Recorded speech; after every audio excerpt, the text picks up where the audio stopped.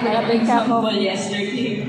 No? So, si Biko, when you cook the malagkit na may water, but it evaporated, so it's not part sa list of ingredients. Kaya wala naman siya, nag-evaporate naman siya. Karon sana siya pag mix, pag mix na listing of ingredients. Pag mix, i-reels ko, pag mix. Proportion. So make sure, no, black coffee Arabica made of Arabic sugar ang nakuna.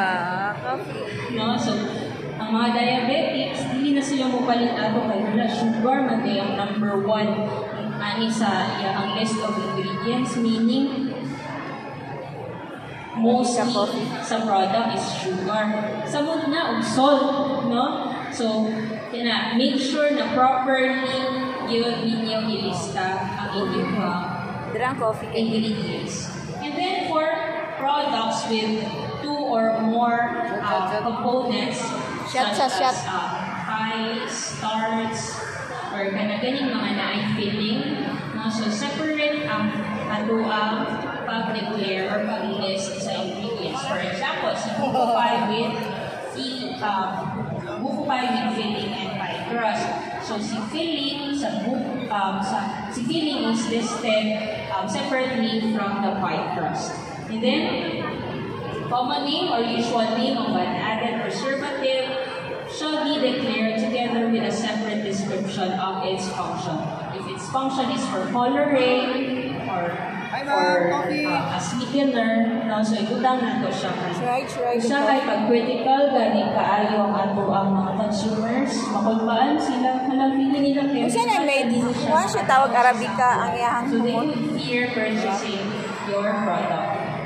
At the same time, if that has an effect sa ilahang health, they would also consider purchasing that. And then number 5, food allergen information. So food allergen should be written immediately after the list of ingredients.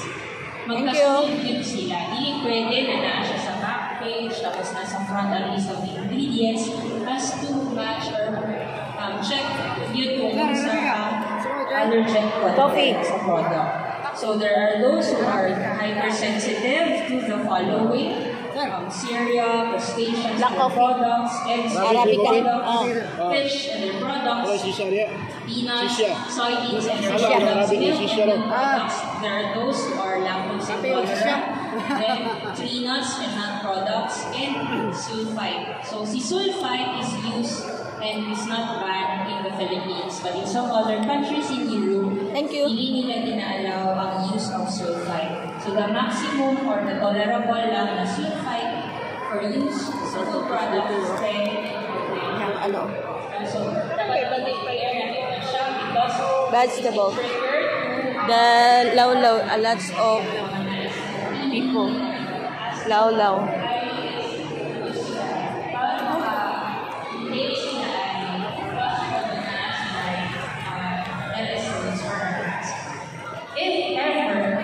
You have manufactured a product na walay allergen information.